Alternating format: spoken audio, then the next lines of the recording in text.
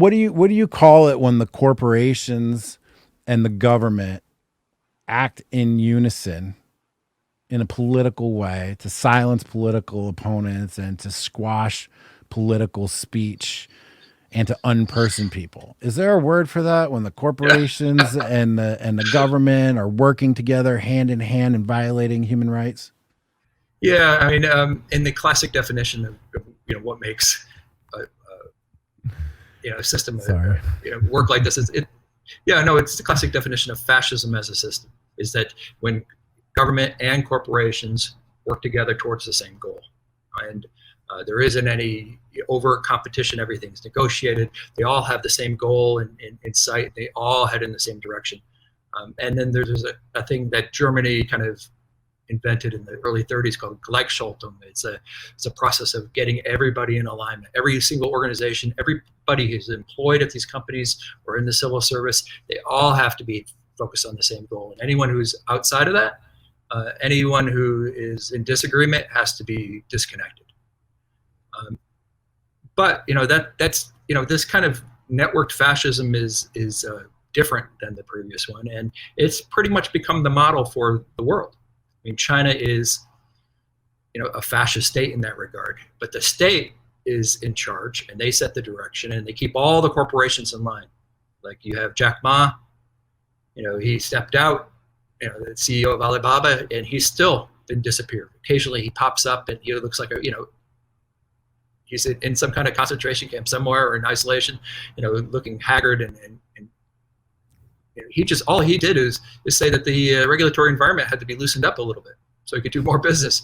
So, and then you have in the U.S. where it looks increasingly like the corporations are the dominant party, and they are controlling the direction, and that the government is actually the weaker, less dominant. They're a tag-along. All they really provide is cash, protection, and kind of application of military force in this regard, like a counterinsurgency, counterterrorism force. So the corporations are kind of setting the agenda. They're in control. They're bringing us, in the direction that makes them the most money, it gives them the most success, which is kind of perpetuation of their kind of strip mining of our data to build AIs that become the most valuable products in the world. I wonder if they really are focused on making money.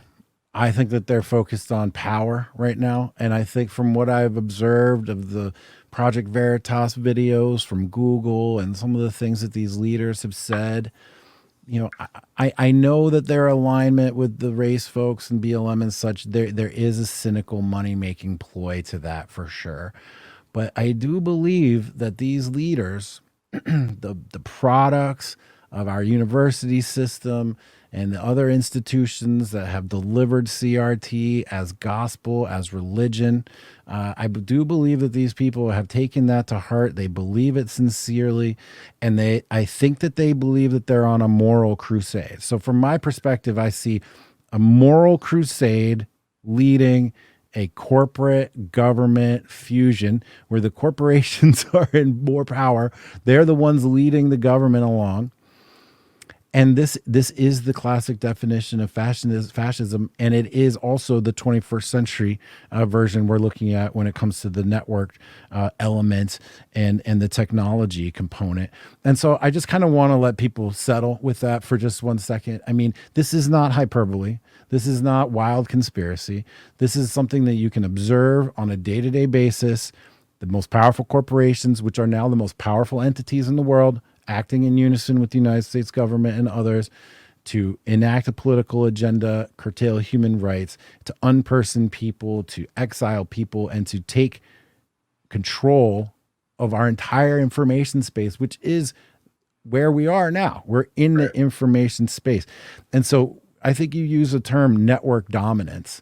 Can you explain a little bit about what that means? And how we can observe that phenomenon in our circumstances today. Oh wow! Well, they control everything. where we make our money and how we run our small business and how we operate as individuals. And they're controlling the politics. one thing we're not going to see is a lot of regulation going after them, because there's a kind of a tacit agreement now between the Biden administration and the people in power right now, and the networking companies that they will be free of regulation as long as they keep Trump off. Right? All they have to do is say, okay, regulate us. We'll let Trump come back on. We'll start reconnecting all these folks, and they would go nuts. They have no means of, the government has no means of doing that themselves, and they're kind of beholden to them. Also, it was kind of a demonstration to all the politicians in Washington that if you go against these companies, you're hosed, right? They could just tweak the algorithms to make sure that the outcome occurs in the way that's disadvantageous to you getting into office again. No one really wants to cross them. I think Elizabeth Warren ran into this when she took on Facebook during the primaries. And as soon as she started going after them, her numbers went way down. These companies, now that they're in control of politics, they have to find a new source of legitimacy, right? Kind of exercise this level of control without having people go after them, violently.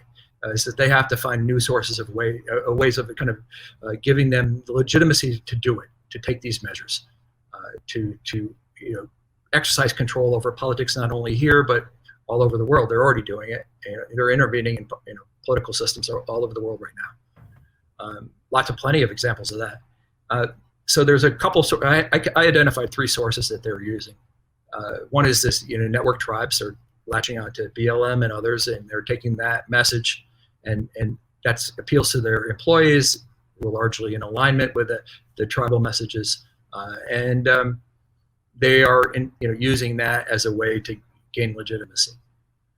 Another one is aligning with the government's counterterrorism, counterinsurgency campaign against everyone associated with the right, and hardcore Trump supporters, QAnon, that and the like.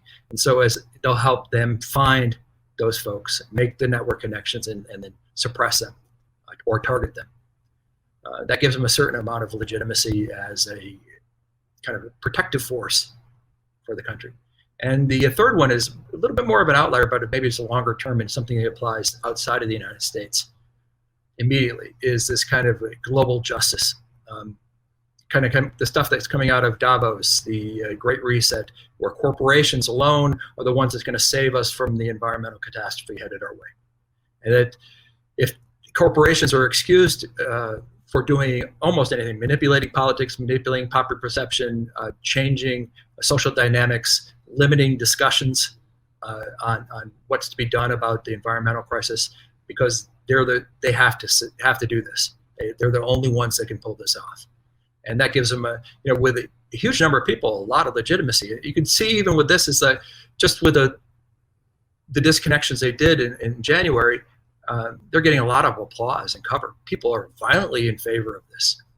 If you say, hey, wait a second, this is not good for us longer term, wiping out dissent and wiping out discussion, like with the COVID stuff today, is like if you say that it was man-made or manufactured, because the WHO panel came back and said it wasn't, that it was naturally evolving, you will be disconnected.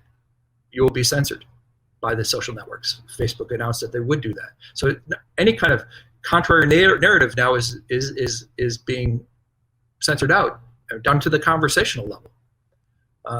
If so many people are in favor of this, they're just like cheering it on. Like as long as they do what we're in favor of, they can continue expanding and continuing to kind of lock things down. So that's what I meant by dominance. Network dominance, political dominance. They have legitimacy in the eyes of the folks on the left.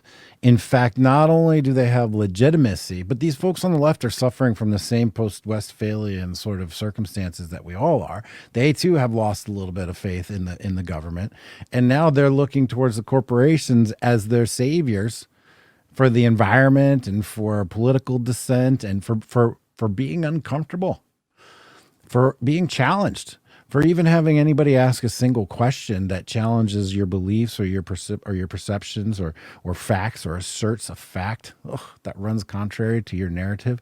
And I went back to the network dominance thing just so we could just lay it all out, just so that we can get this full context. They control all the pipes and everything. They control the government. They're aligned with the political network, the uniparty. It's not the Democrats. It's not the Republicans. It's both of them acting together. Trump was the outlier. Trump was the insurgent, although that word is now so tainted.